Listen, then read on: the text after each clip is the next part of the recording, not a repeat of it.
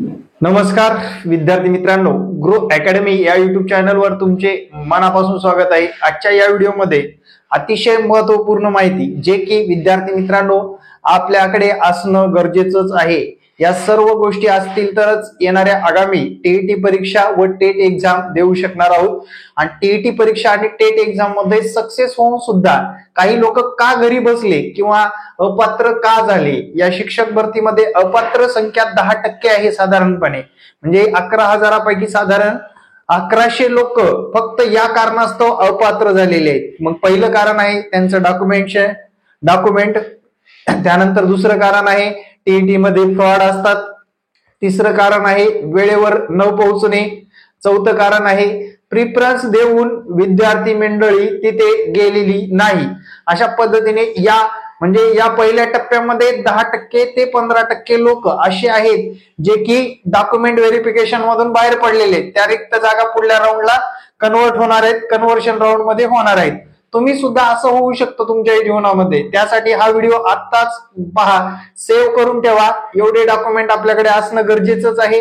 ते डॉक्युमेंट आपल्याकडे असतील तरच येणाऱ्या आगामी काळामध्ये आपण शिक्षक होण्यासाठी पात्र राहणार आहोत। चला तर मग मित्रांनो आपण सुरुवातीपासून शेवटपर्यंत सर्व डॉक्युमेंट पाहणार आहोत। सर्वात प्रथम तुम्ही चॅनलला नवीन असाल तर चॅनलला सबस्क्राईब करा। आपली महा टीईटी व टेट एक्झामची बॅच चालू झालेली आहे मित्रांनो। महा टीईटी व टेट एक्झामची बॅच चालू आहे। ज्या विद्यार्थ्यांना जॉईन करायचंय त्यांनी मला या संपर्क क्रमांकावर संपर्क साधावा 9665484048। तर हा संपर्क क्रमांक व्हॉट्सअप आहे आणि तुम्ही 3 ते 5 या वेळेमध्ये कॉल करू शकता। 3 ते 5 या वेळेमध्ये कॉल करू शकता। इतर टायमिंग मध्ये व्हॉट्सअप केला तरी तुम्हाला रिप्लाय मिळून जाईल। विद्यार्थी मित्रांनो, कागदपत्र खूप महत्वाचे आहे। त्यामध्ये पहिलं म्हणजे शैक्षणिक कागदपत्र आणि दुसरं म्हणजे पर्सनल डॉक्युमेंट, जे आयडेंटिटी प्रूफ असतात, बऱ्याच गोष्टी असतात, पर्सनली कास्ट सर्टिफिकेट वगैरे सर्व गोष्टी। सर्वात प्रथम मित्रांनो आपलं 10वी पासून शिक्षण चालू होतं। 10वीचं मार्क मेमो असेल किंवा सर्टिफिकेट असेल, दोन्ही असणं गरजेचं आहे। ओके, त्यानंतर 12वीचं मेमो असेल, सर्टिफिकेट सेम।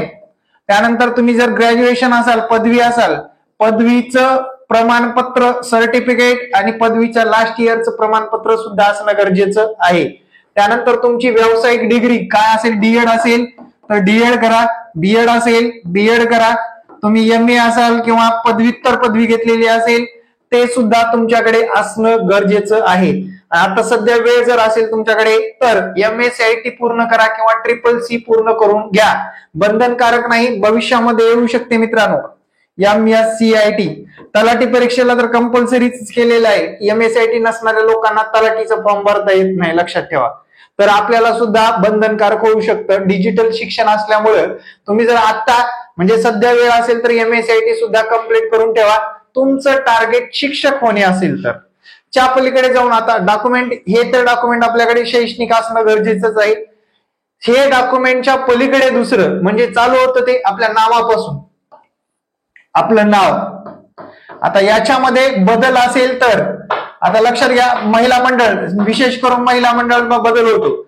महिला मंडळ काय करतात की मिस्टरांच्या घरी गेल्यानंतर किंवा लग्न झाल्यानंतर आपल्या नावामध्ये बदल करतात। तो बदल केलेला असेल तर मॅरेज सर्टिफिकेट, गॅझेट किंवा ऍफिडेव्हिट तुमच्याकडे असणं गरजेचं आहे। नावामध्ये चेंज झालेला पुरावा आपल्याकडे असणं अतिशय महत्वाचं आहे। याच्यामुळे सुद्धा विद्यार्थी मित्रांनो काही लोकांची पोस्ट राहिलेली आहे। त्यानंतरचा दुसरा विषय आहे मित्रांनो, आपली जी कास्ट आहे ती कास्ट सर्टिफाईड असले पाहिजे, सर्टिफिकेट असले पाहिजे बघा।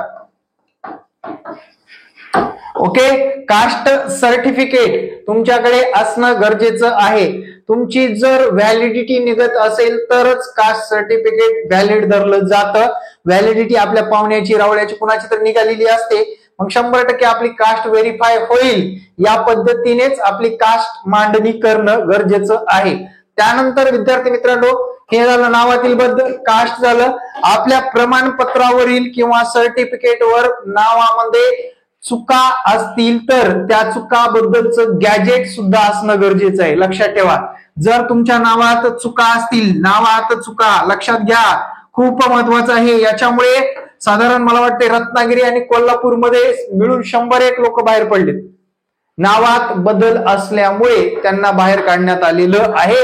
नावात बदल असेल तरीही गॅजेट करून ठेवा, त्याच्यामुळे तुम्हाला प्रॉब्लेम येणार नाही की सदर व्यक्ती हा नितीन आहे का नितीन आहे. आता लक्षात घ्या, नितीन काही लोक कसे लिहितात, नितीन असं काही लोक लिहितात, काही लोक नितीन लिहितात. आता हे एकच व्यक्ती आहे, उच्चार सुद्धा नितीनच आहे, पण लक्षात घ्या नितीनला इथं डबल ई लिहिलंय, इथं आय लिहिलंय. मग हा डबल ई वाला आय वाला एकच आहे असं गॅजेट करणं गरजेचं असतं. राजपत्रित अधिकाऱ्याकडून म्हणजेच आपल्या तहसील कार्यालयातून गॅजेट करून घ्या. त्याला लाईफ टाइम असतं. ऍफिडेव्हिट 6 महिन्याचं असतं, गॅजेट लाईफ टाइम असतं. राजपत्रित अधिकाऱ्याच्या आदेशाखाली गॅजेट निर्माण झालेलं असतं. त्यामुळे विद्यार्थी मित्रांनो गॅजेट तुम्हाला बेटर ठरणार आहे.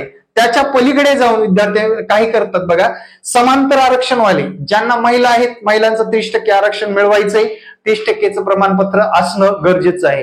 त्यानंतर व्हॅलिड डॉक्युमेंट मध्ये जर बघितलं, एनसीएल ला व्हॅलिडिटी असते, एनसीएल ची व्हॅलिडिटी संपताक्षणी तुम्हाला दुसरं काढायचंय. आताच पाहून घ्या की आपलं संपलंय का. काही महिला एकदा डॉक्युमेंट काढले, आता भरती आल्यानंतरच बघू असं नसतं. त्यांनी दिलेल्या डेटच्या अगोदरच फॉर्म भरावा लागतो. त्या डेटच्या मधले डॉक्युमेंट असतील तरी फायनल सिलेक्शनला सुद्धा विद्यार्थी मित्रांनो त्या डेटला चेक केलं जातं, व्हेरीफाय केलं जातं. आणि बारकोड सिस्टीम असल्यामुळे तुमचे डॉक्युमेंट कधी काढले, फ्रॉड काढले का, त्याच्यामध्ये काही गफलत आहे का, सगळं निदर्शनास येत असतं. म्हणून विद्यार्थी मित्रांनो कुठलीही गोष्ट करताना एकदम प्रॉपरली आणि ओरिजिनल करा. डॉक्युमेंट मध्ये एकही कमतरता जाणवल्यानंतर आरटीआयच्या अंडर ते अधिकारी लोकांवर केस होऊ शकते. त्यामुळे ते रिस्क घेत नाहीत, तुम्हाला तिथे सूट मिळत नाही. इतर ठिकाणी सूट मिळाली असेल आंदोलन करून, याचिका टाकून, पण डॉक्युमेंटच्या बाबतीत अजिबात सूट देत नाहीत मित्रांनो. Seriously be carefully. आताच ते डॉक्युमेंट आपल्याकडे आहेत का या क्षणाला, आता हे व्हिडिओ संपले तुम्ही बघा, सगळे डॉक्युमेंटची लिस्ट काढून बघा आपल्याकडे सगळे क्लिअर आहेत का. आता त्या पलीकडे जाऊन काही कास्ट असे आहेत मित्रांनो जे की ईडब्ल्यूएस सारख्या कास्ट दरवर्षी डॉक्युमेंट काढावं लागतं. काय करतं, ईडब्ल्यूएस इकॉनॉमिकल वीकर सेक्शन, याचे डॉक्युमेंट दरवर्षी काढावं लागतं. 31 मार्च झालं की सर्टिफिकेट काढून ठेवा. परीक्षा येऊ अगर न येऊ, परीक्षा येऊ किंवा न येऊ, आपल्याला ते सर्टिफिकेट दरवर्षीच आपल्याकडे असणं गरजेचं आहे.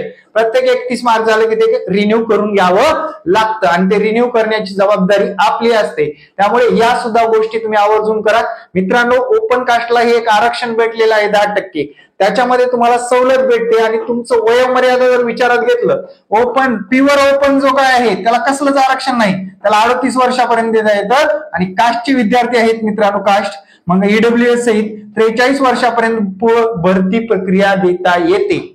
वयाचा मुद्दा क्लिअर झाला. आता टीईटी परीक्षा कधीही देता येते आयुष्यामध्ये, 60व्या वर्षी बी तुम्हाला देता येते. तुम्हाला जर आवश्यक वाटते बाबा आपल्याला टीईटी परीक्षा द्यायची, नो एज लिमिट टीईटी परीक्षेला. त्यांनी काय केलेलं आहे, एक व्यावसायिक पात्रता म्हणून ते टीईटी गणलं जातं. शिक्षक अभियोग्यता चाचणी देण्यासाठी किंवा शिक्षक होण्यासाठी तुमचं वय ओपन साठी 38 लास्ट आहे आणि कास्ट साठी 43 वर्ष लास्ट आहे. आता किमान वय सांगायची गरज नाही, साधारण 21-22 वर्ष मध्ये आपलं डीएड बीएड झालेलं असतं किंवा नंतर झालेलं असतं. म्हणजे अशा पद्धतीने तुमच्याकडे डॉक्युमेंट असणं गरजेचं आहे.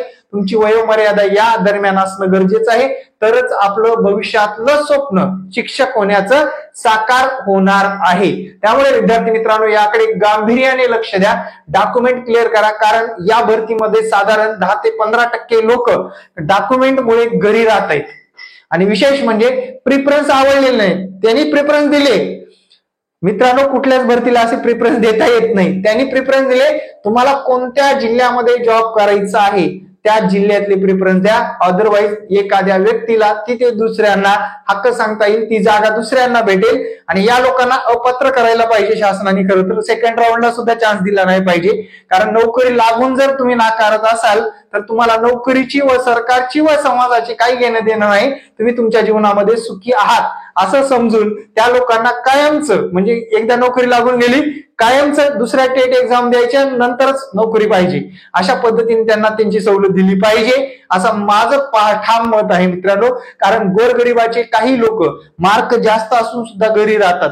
याचं कारण काय आहे? या लोकांनी जास्त मार्क घेऊन प्रिफरन्स देऊन जात नाही म्हटल्यानंतर मित्रांनो ती जागा रिक्त राहते. त्यामुळे ओरडून सांगत होतो, तुम्हाला जॉब करणं जिथे शिक्का आहे तिथेच तुम्ही प्रिफरन्स द्या. डॉक्युमेंटची लिस्ट कळाली असेल. येणारा सेकंड राऊंड सुद्धा लवकरच येणार आहे मित्रांनो, त्यासाठी तयारीत राहा. येणारे प्रत्येक व्हिडिओ पाहण्यासाठी आपल्या ग्रो अकॅडमी युट्यूब चॅनलला सबस्क्राईब करा.